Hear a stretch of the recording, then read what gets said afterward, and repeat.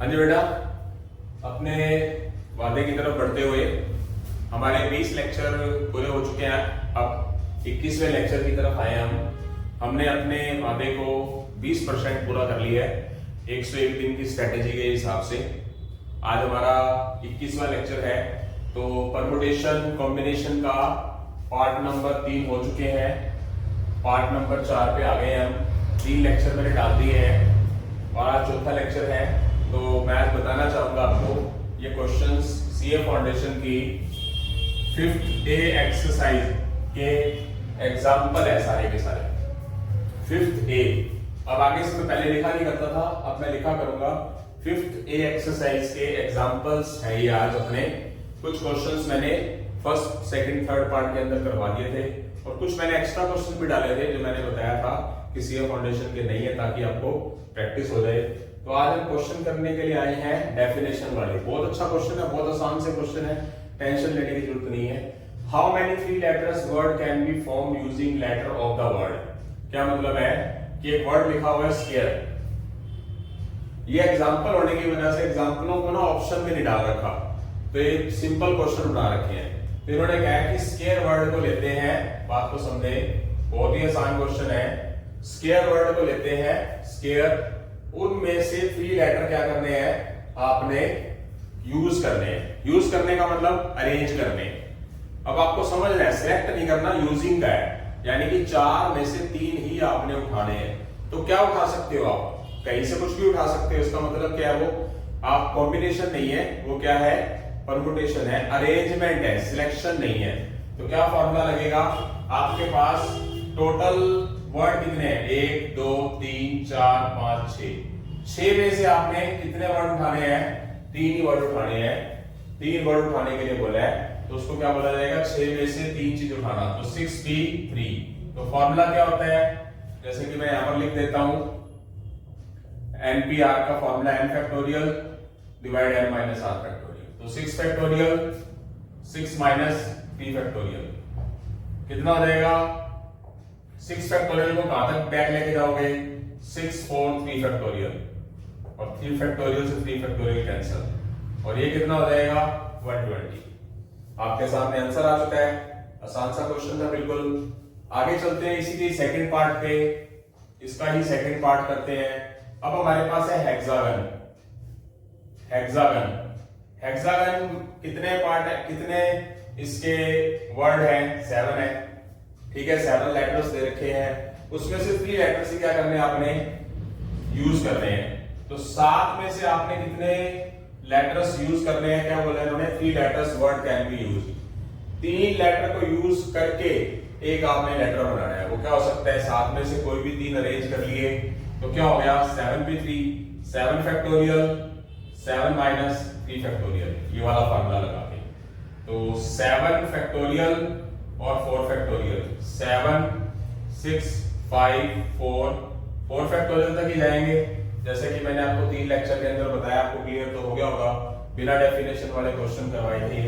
और 4 फैक्टोरियल नीचे पड़ा है तो काट दिया जाएगा। इसका मल्टीप्लिकेशन क्या आएगा? 210। 7 6 42, 42 5 210। तो ये 122 बेस से आप 6 लेटर है, उसमें से 3 क्या करने हैं आपको? अरेंज करने हैं। 120 रस्ते हैं, और इसके कितने रस्ते हैं? 210 रस्ते हैं, जिनसे हम क्या कर सकते हैं? हेक्सागन वर्ड से 3 लेटर क्या करते हैं? हम क्या कर सकते हैं? चूज कर सकते हैं। उसके बाद अगला क्वेश्चन है, बहुत ही आसान क्वेश्चन है, बहुत आसान क्वेश्चन है ये, डेफिनेशन वाले। परमुटेशन कॉम्बिनेशन बहुत ही आसान चैप्टर माना जाता है। अगला क्वेश्चन है, in how many different ways can 5 person stand in a line for A group photograph. जब मैंने परमुटेशन कॉम्बिनेशन करवाया था, तो उसमें परमुटेशन कॉम्बिनेशन स्टार्ट करते वक्त मैंने आपको अरेंजमेंट, परमुटेशन और कॉम्बिनेशन का डेफिनेशन बताई थी। क्या होता है अरेंजमेंट? उसमें मैंने बोला था कि आप जिस स्कूल में पढ़ते हो उसके अंदर आपने प्रेयर में खड़ा होना है, तो आप क्या करते हो? सबसे पहले छोटे कद के बच्चे को खड़ा करते हैं, फिर उससे बड़े को, उससे बड़े को। तो वो क्या कहलाता है? अरेंजमेंट। तो वही बात हुई कि एक लाइन के अंदर 5 पर्सन को क्या करना है? स्टैंड करना है फोटोग्राफ के अंदर। वो आप रो ऐसे लगा लो, अगर फोटो करनी है तो बात तो वही हो गई। कितने पर्सन को करना है?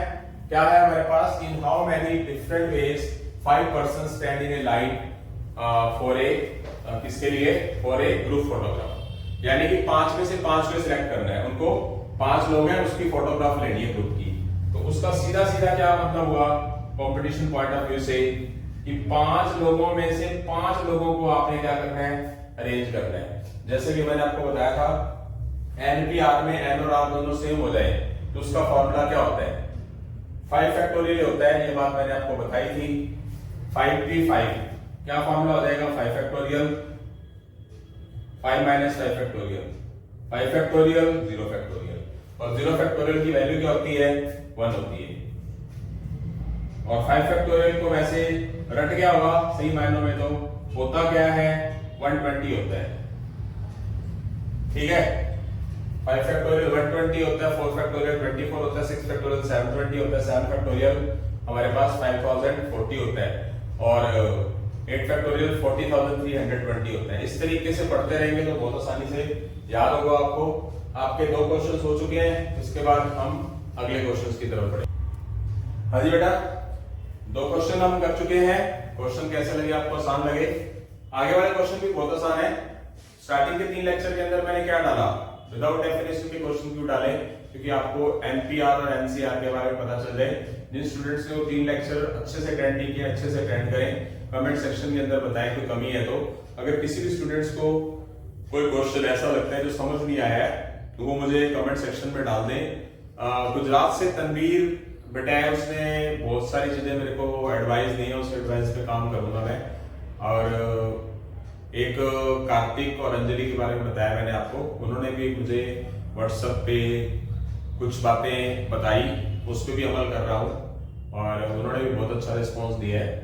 तो विदाउट डेफिनेशन वाले क्वेश्चन मैंने एक्स्ट्रा क्यों डाले बेटा, इसलिए डाले कि आपको डेफिनेशन वाले क्वेश्चनों में दिक्कत ना आए। ये भी बहुत अच्छा क्वेश्चन है, पढ़िए जरा।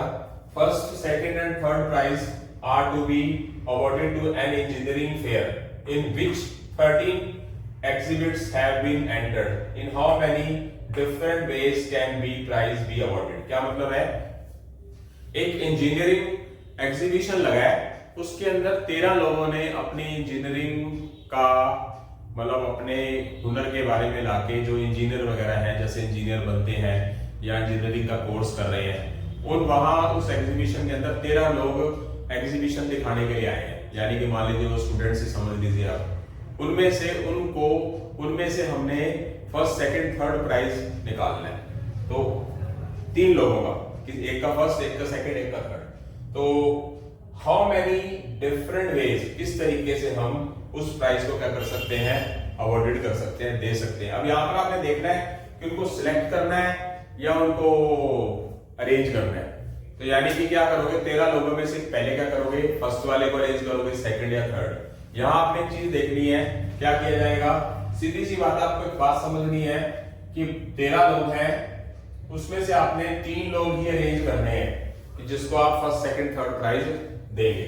तो 13p3 क्या फॉर्मूला होगा, 13 फैक्टोरियल। यहां पर मैं परमानेंट बीच में क्वेश्चनों के बीच में फॉर्मूला लिख देता हूं, क्योंकि ये फर्स्ट एक्सरसाइज का क्वेश्चन है। तो फर्स्ट एक्सरसाइज के अंदर परम्यूटेशन के डेफिनेशन वाले क्वेश्चन होंगे, आगे सेकंड थर्ड में कॉम्बिनेशन हो जाएंगे। तो 13 फैक्टोरियल ये क्या होगा मेरा बेटा, 13 माइनस 3 फैक्टोरियल, 13 फैक्टोरियल 10 फैक्टोरियल। तो 13 फैक्टोरियल को कहां तक ले जाओगे, 10 फैक्टोरियल तक ले जाओगे। ये 10 फैक्टोरियल नीचे पढ़ाइए, ये कैंसिल हो जाएगा। ये हमारा क्या आ जाएगा, 13 को 12 से मल्टीप्लाई 156, 11 से मल्टीप्लाई 6, 55, 61, 6, 17, 1716। ओके, तनवीर ने एक कमेंट किया था व्हाट्सएप पे, बोला था, कहते सर हमारे को कैलकुलेटर से करना सिखाओ।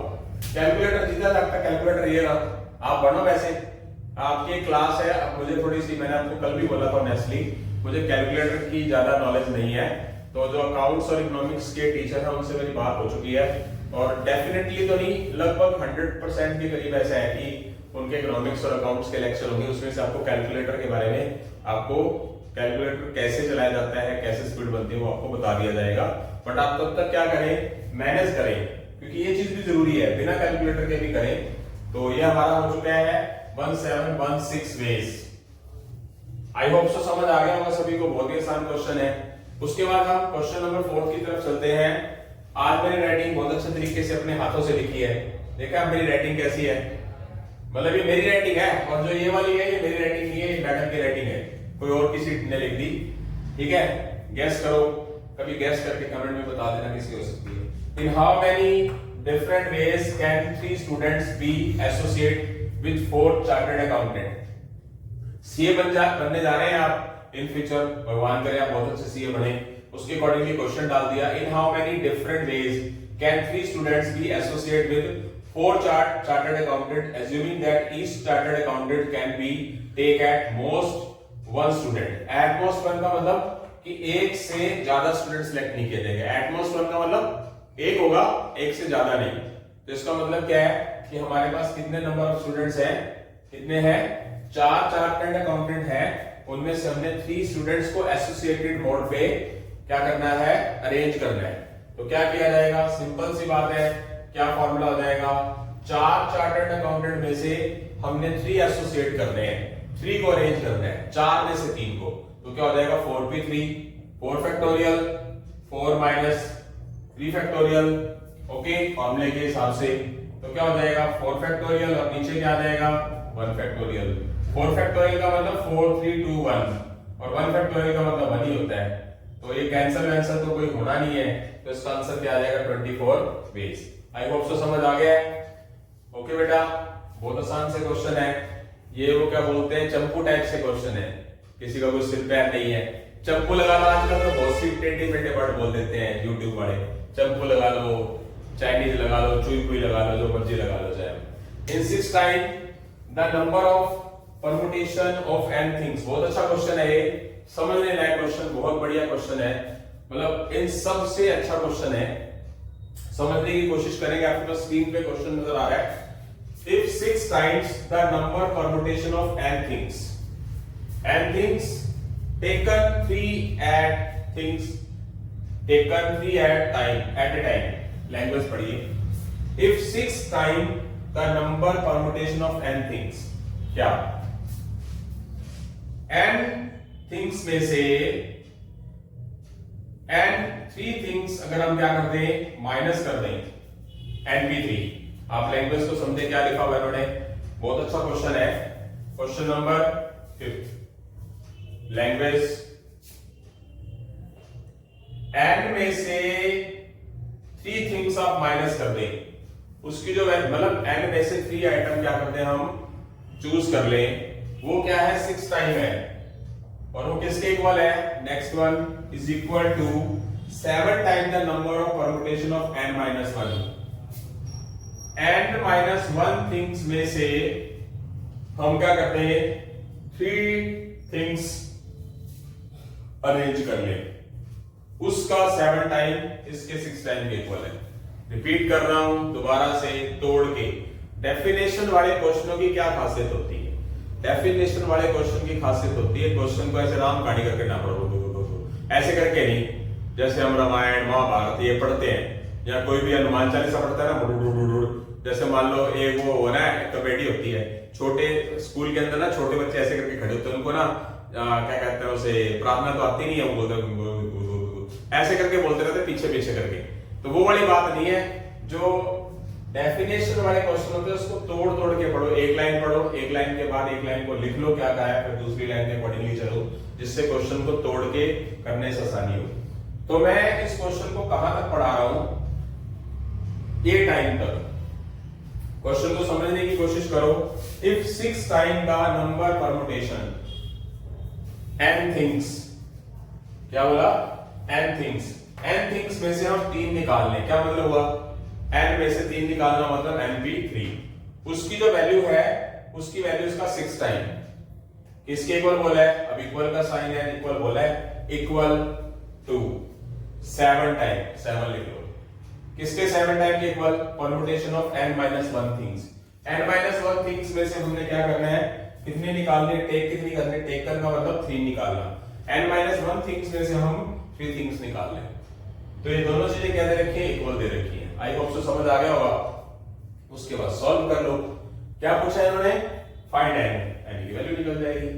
आपको फॉर्मूला आना चाहिए। इस तरह की चीजें मैंने आपको बहुत बार पार्ट नंबर 1 लेक्चर में, पार्ट नंबर 2 और 3 में बहुत सारी कराई है। तो क्या हो जाएगा, n factorial, n minus 3 factorial, 7 तो अलग है, n minus 1 factorial, n minus 1 minus 3 factorial. तो इसमें क्या हो जाएगा, यहां से n फैक्टोरियल बड़ा है, n माइनस 1 फैक्टोरियल बड़ा है, n फैक्टोरियल बड़ा है, इसको बैक ले लो। इधर n माइनस 3 फैक्टोरियल बड़ा है, n माइनस 4 है, बड़ा है, n माइनस 3 बड़ा है, तो इसको बैक ले लो। तो बैक किसको लेके जाऊंगा, अब आपको पता लग गया होगा कि इस तरह के क्वेश्चन मैंने पहले क्यों कराए हैं। इसमें मैं इसको बैक ले जाऊंगा, n minus 3 n minus 4 factorial, 7 n minus 1 factorial, n minus 4 factorial, ये कैंसल, ये कैंसल। अब और कुछ कैंसल होता नहीं, तो क्या करेंगे, 6n क्रॉस मल्टीप्लाई, 6n की 1 से मल्टीप्लाई 6n और 7 की n माइनस 3 से मल्टीप्लाई। तो यहां से क्या होगा हमारा 6n 7 की n से मल्टीप्लाई और 7 की माइनस 3 से मल्टीप्लाई। तो क्या करेंगे, n एक साइड ले जाएंगे, क्या हो जाएगा, ये प्लस का 7n इधर आके माइनस 7n, इधर क्या बच गया माइनस 21, ये क्या हो गया माइनस n, माइनस 6 में plus 6 minus 7 minus 1n, n की वैल्यू कितनी आ गई बेटा 21 आ गई। तो इसका मतलब n की वैल्यू हमारी आ चुकी है, आप समझ सकते हैं। और क्वेश्चन क्या था, टफ नहीं था। आप अगर उसको कहानी की तरह पढ़ेंगे तो कुछ नहीं आ सकता, आसान से आसान चीज भी क्या हो जाएगी, मुश्किल हो जाएगी। बल्कि आज का जो लेक्चर है, लेक्चर नंबर 4 पहले वाले से आसान है।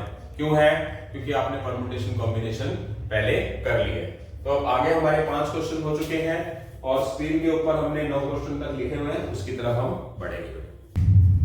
हाँ जी, 5 क्वेश्चन हमारे हो चुके हैं बेटा। 6 क्वेश्चन पढ़िए, क्या दे रखा है। अपनी तरफ से कोशिश करूंगा एक ही बारी में हो जाए, बहुत ही आसान क्वेश्चन है। The number of ways letter of the word computer, computer क्या है हमारे पास, वर्ड है, उसको हमने पूरे के पूरे कंप्यूटर वर्ड को अरेंज करना है, लिखा हुआ है अरेंजमेंट। तो कितने वर्ड है बेटा ये 8। तो इसी को अरेंज करना है, तो उसको आप इसको क्या बोलोगे 8 फैक्टोरियल।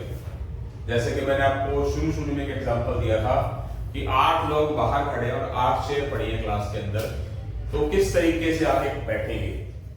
पहला लड़का आएगा या कोई भी स्टूडेंट्स आएगा, उसके पास 8 हंसते हैं, 1000 इंडिपेंडेंट। दूसरा आएगा 7, तीसरा आएगा उसके पास 6 कुर्सियां बैठने के लिए, आगे वाले के पास 5। तो ये क्या हो जाएगा हमारा बनकर 8 फैक्टोरियल। कंप्यूटर जो वर्ड है उसके अंदर 8 लेटर है, उन 8 लेटर को रीअरेंज करना है। तो क्या हो जाएगा, मीनिंग कुछ भी हो सकता है कि आप पहले आर को लिख लो, इसको बाद में लिख लो, इस तरीके से इंडिपेंडेंट कोई भी हो सकता है। तो 8 फैक्टोरियल क्या होगा मेरा बेटा, अब मैं आपको बता देना चाहूंगा 8 फैक्टोरियल की वैल्यू 40,320 होती है, याद हो जाता है, वेल एंड गुड।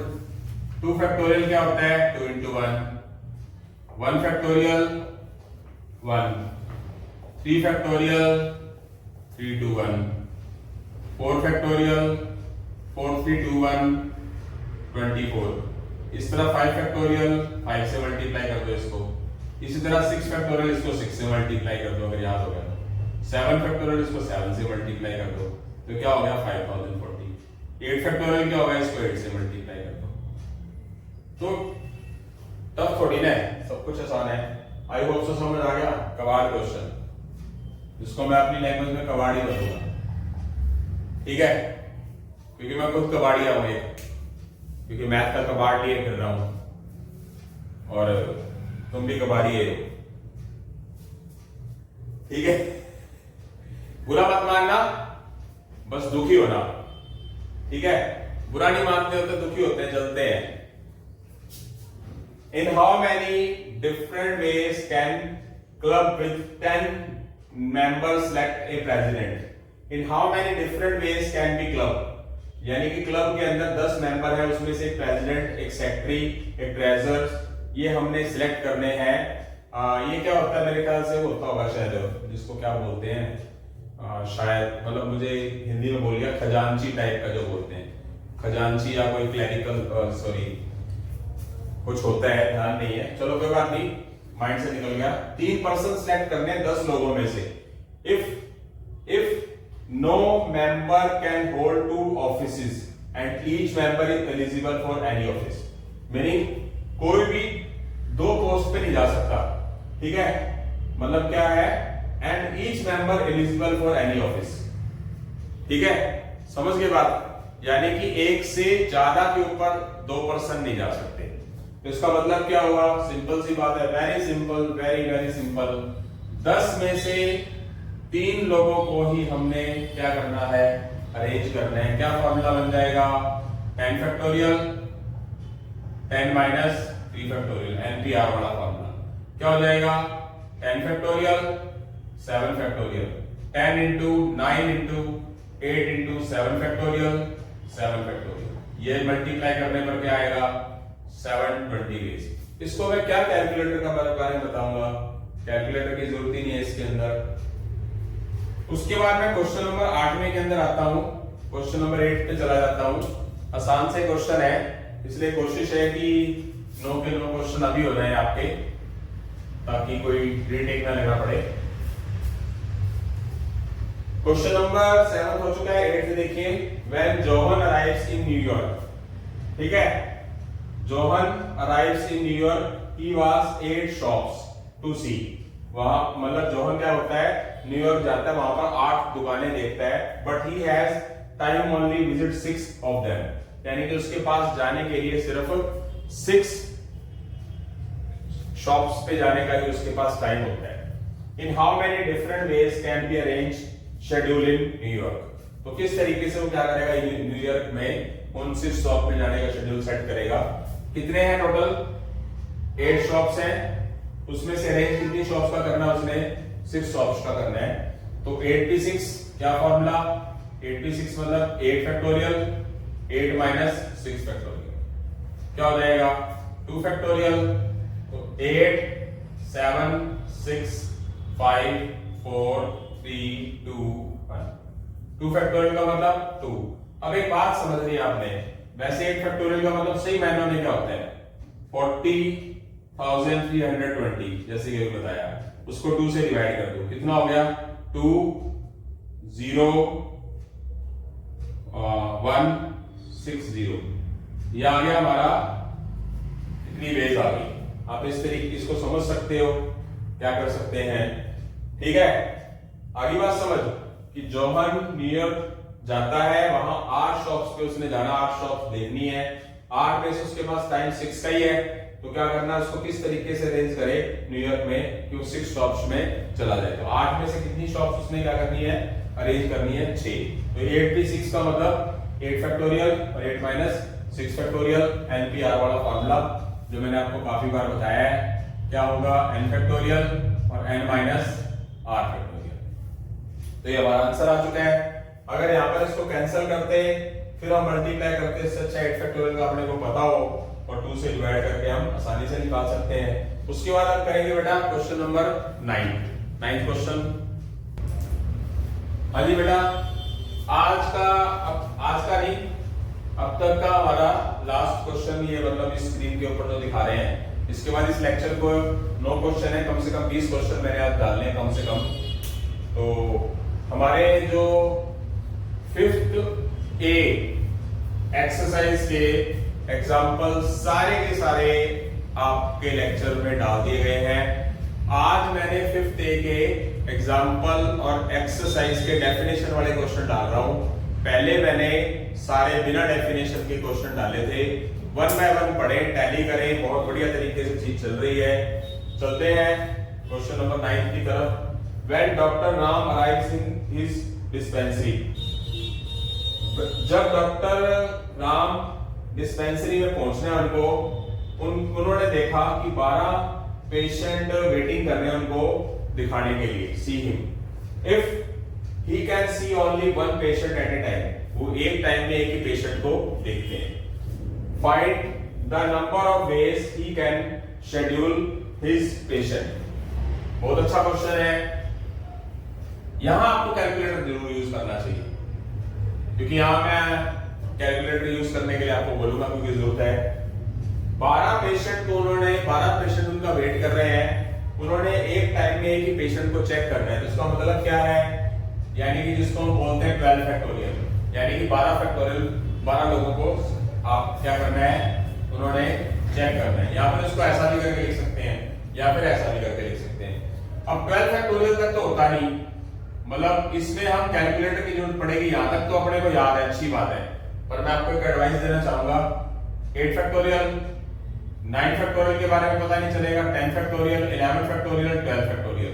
तो यहाँ आप 12 फैक्टोरियल के लिए क्या करेंगे, 12 into 11 into 10 into 9, इसकी मल्टीप्लाई 40,320 से कर देना। क्यों? क्योंकि आपको 8 फैक्टोरियल की वैल्यू तो पता ही आगे, 8 फैक्टोरियल की वैल्यू ये है, और इनकी मल्टीप्लाई आप कैलकुलेटर से कर सकते हो। सिंपली कैलकुलेटर से मल्टीप्लाई करनी है, इसमें कोई ट्रिक का यूज नहीं होना। तो वो आ जाएगा हमारा आंसर, ये आइए, एक ही बात है। उसके बाद इन्होंने एक सेकंड पार्ट दिया है, आई होप तो समझ आ गया होगा कि 12 पेशेंट बैठे हैं, उनको उन्होंने एक एक करके क्या करना है, चेक करना है। तो कितने रास्ते होंगे, 12 फैक्टोरियल बेस 12p12, यानी कि 12 में से 12 लोगों की क्या करना है, एक एक करके उन्होंने देखना है डॉक्टर साहब ने। तो क्या होगा सेकंड पार्ट, अगर सेकंड पार्ट है, if 3 leaves in discussed before doctor Ram gets around to seen. तो जैसे ही डॉक्टर राउंड पे गए, यानी कि वो वहां देखने के लिए गए, तो उनके आने से पहले ही कि वो लेट हो गए होंगे या कुछ भी ऐसा रहा हो, उसमें से 3 पेशेंट क्या हो गए, नाराज होकर चले गए। नाराज होकर चले गए, डिस्कस का मतलब कि उन्होंने दिखाया नहीं, यानी कि डॉक्टर साहब को अब क्या करना है, 3 लोग तो चले गए, बस कितने गए, 9, ठीक है, 9 लोग बच गए। तो क्या करना है डॉक्टर साहब ने, 12 में से 3 गए, उनके पास, उनको तो सोच के आए थे ना, सोच के आए थे कि 12 लोगों में से क्या करना है, 3 लोगों को क्या करना, उन्होंने मतलब 12 लोगों को ही चेक करना है, पर वो सोच के आए थे। इसका मतलब है कितने गए, 9। उनके पास क्या हुआ, 12p9, यानी कि चेक तो उन्होंने 12 लोगों को करना था, रास्ते तो उनके पास 12 है, और 3 लोग चले गए, तो अब उनके पास क्या हो गया, अब 12 में से 9 लोगों को इन्होंने क्या करना है, अरेंज करना है। तो क्या हुआ हमारे पास, क्या आ जाएगा, ये क्या फॉर्मूला लग जाएगा, 12 फैक्टोरियल 12 माइनस 9 फैक्टोरियल, 12 फैक्टोरियल, और ये कितना आ गया, 3 फैक्टोरियल। जो 12 फैक्टोरियल की वैल्यू पीछे वाले पार्ट से आई होगी, उसको क्या कर देंगे, 3 फैक्टोरियल, यानी कि जो भी वैल्यूज रही हो उससे क्या कर देंगे, डिवाइड कर देंगे, जो भी पार्ट रहा हो। इसकी कैलकुलेशन आप 12 फैक्टोरियल की कर लेना कैलकुलेटर से, और इसको क्या कर देना, 6 से डिवाइड कर देना। आई होप सो समझ आ गया।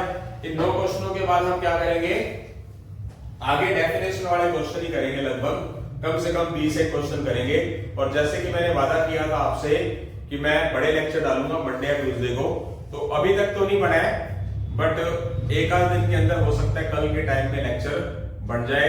तो किस चीज का लेक्चर बनाया जाएगा वो आपको मैंने बताया था, इक्वेशन, और क्या बताया था, सीक्वेंस एंड सीरीज। इन दोनों में से एक लेक्चर पढ़ा मिलेगा आपको एक आध दिन में, और उसके बाद 1-2 दिन के बाद दूसरा।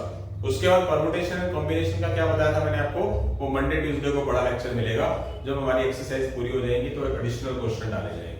तो इसके बाद हम क्या करेंगे, 10th क्वेश्चन की तरफ काम करेंगे। हाँ जी बेटा, हमने 9 क्वेश्चन लेक्चर नंबर 21 के कर लिए हैं। उसके बाद हमारे पास 10 से लेके 15 तक क्वेश्चन है, टेस्ट क्वेश्चन है। इसके अंदर जब जैसे से आगे बढ़ते हैं तो हमारे पास परमुटेशन कॉम्बिनेशन क्या हो जाता है, मिक्स होना शुरू हो जाता है। ये जो क्वेश्चन उठाए गए हैं, कुछ क्वेश्चन मैंने 5C एक्सरसाइज के उठाए हैं। कुछ रीजन होता है हर एक चीज को मिक्स करके कराने का, ताकि आपको हर एक चीज मैटर करे। तो इसके अंदर जो हमारा क्वेश्चन नंबर 10 था वो देखिए पहले।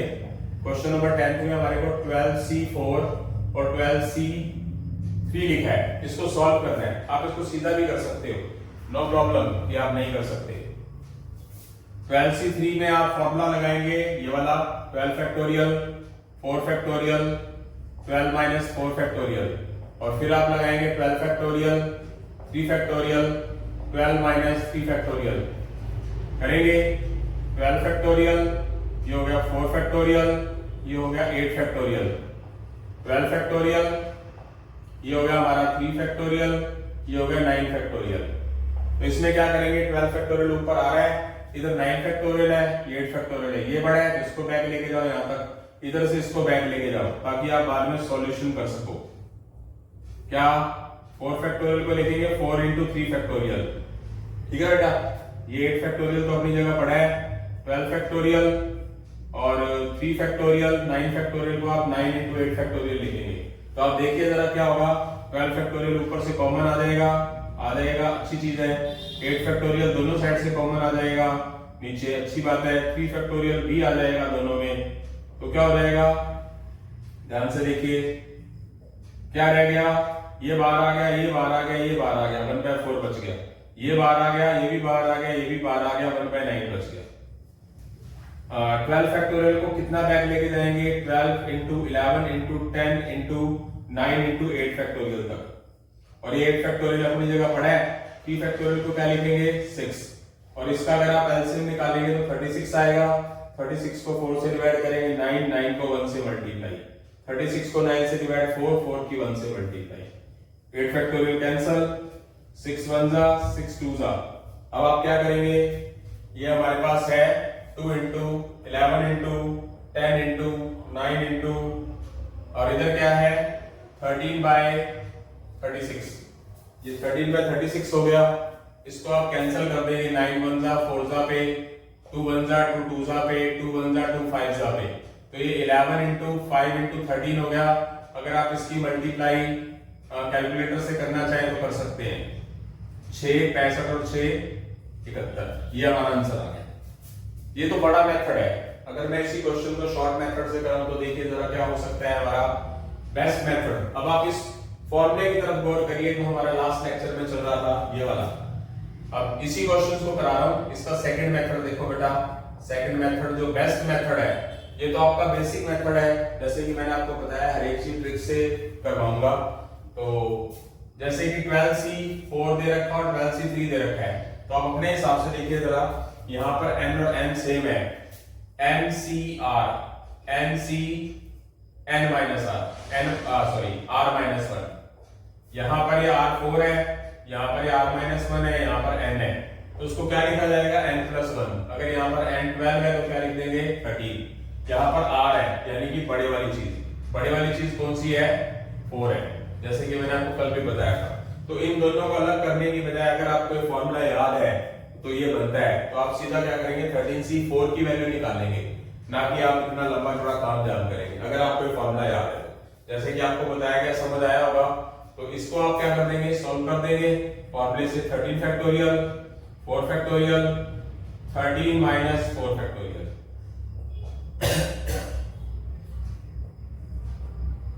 13 फैक्टोरियल को आप बैक कर देंगे,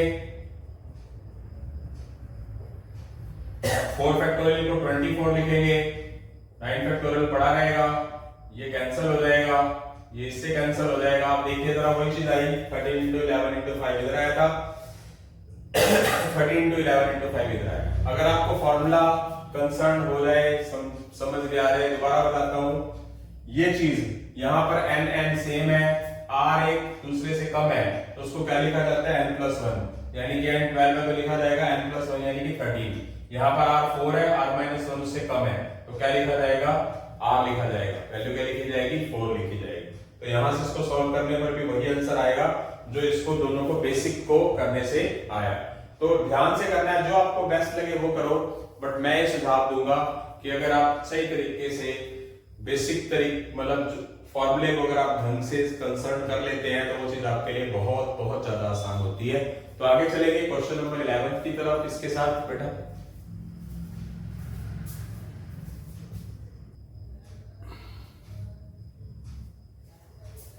हाँ जी बेटा, क्वेश्चन नंबर 11।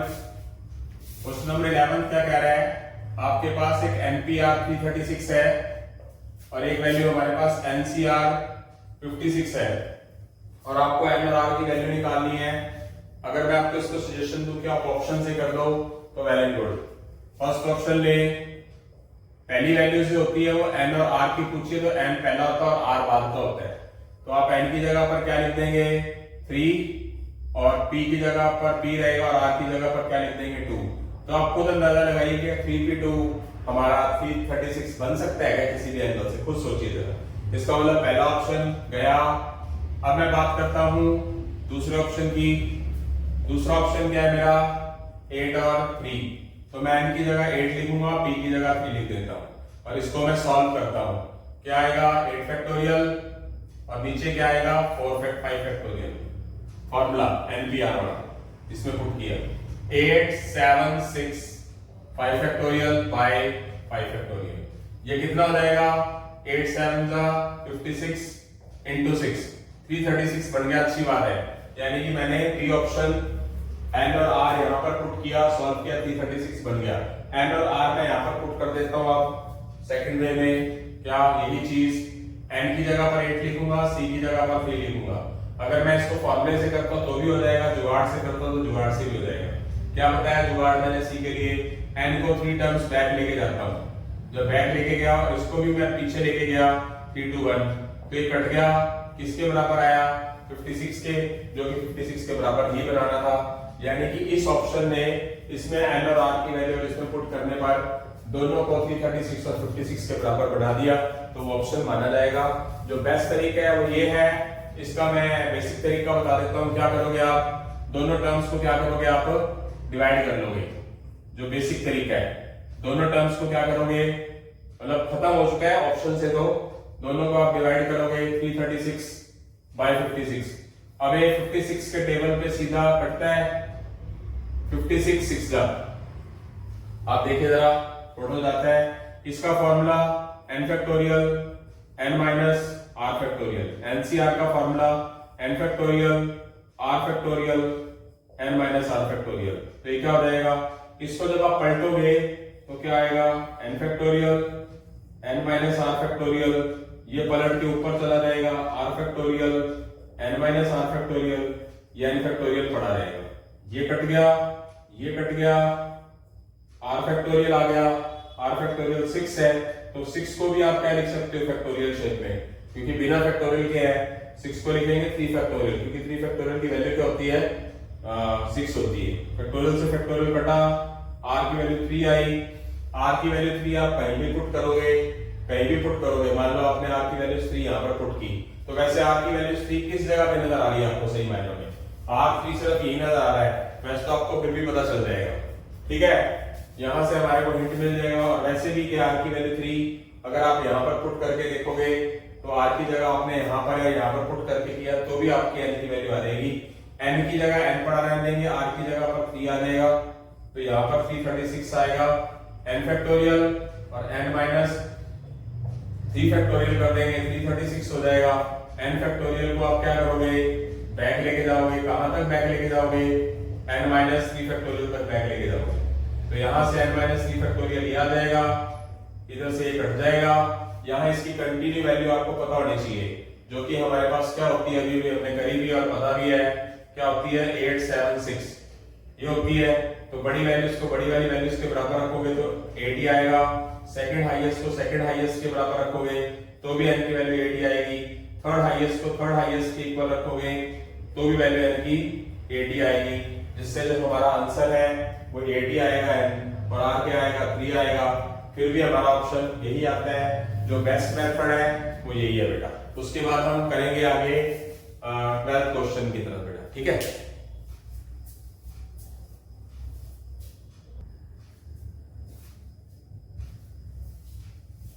हाँ जी बेटा, क्वेश्चन नंबर 12 की तरफ बढ़ते हैं। क्वेश्चन नंबर 12 की तरफ बढ़ेंगे।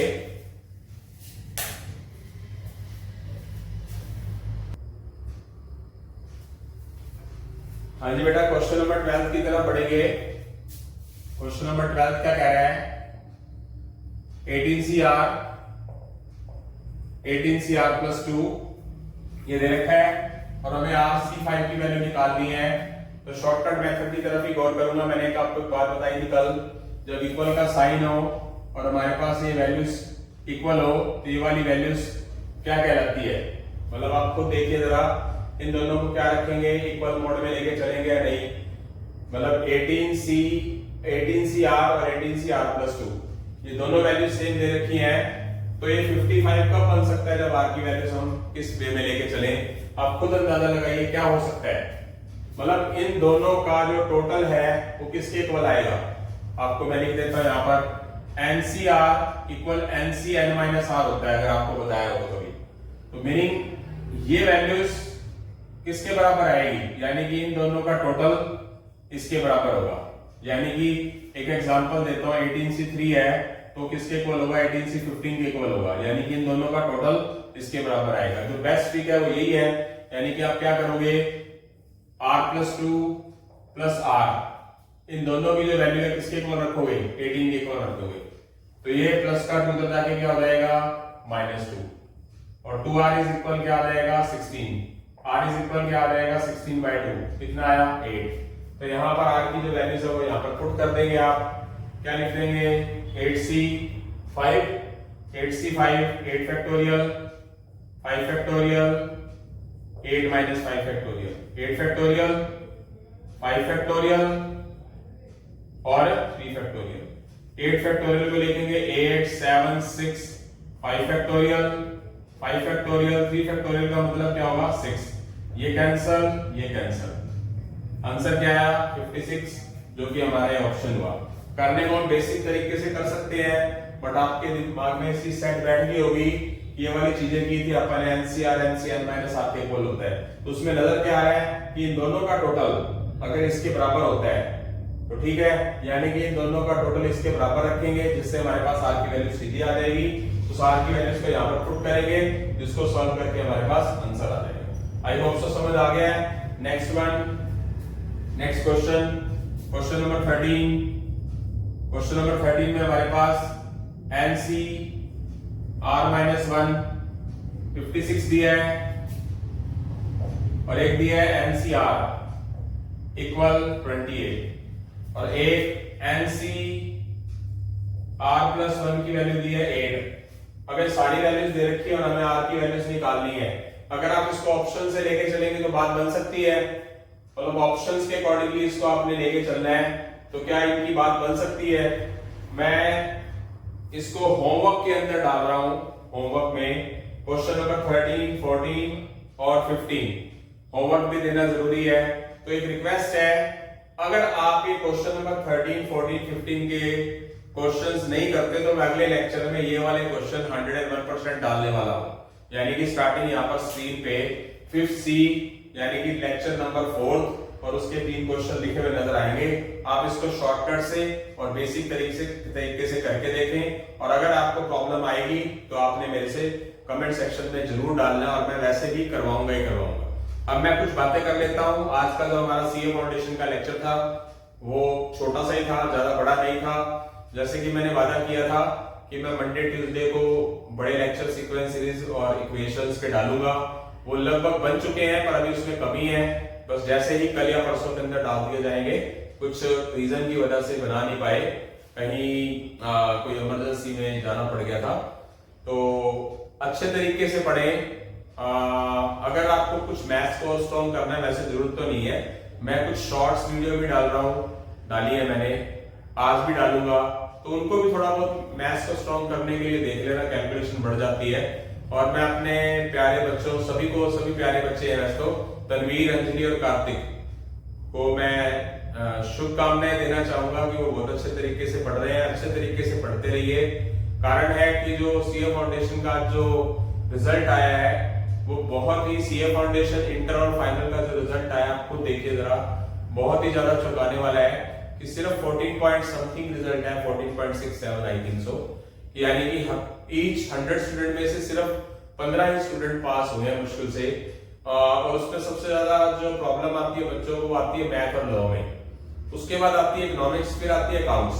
तो एक रिक्वेस्ट है, मैथ और लॉ को कहीं से भी पढ़ो, पर 2-4 जगह से कहीं से भी अच्छे तरीके से पढ़ो।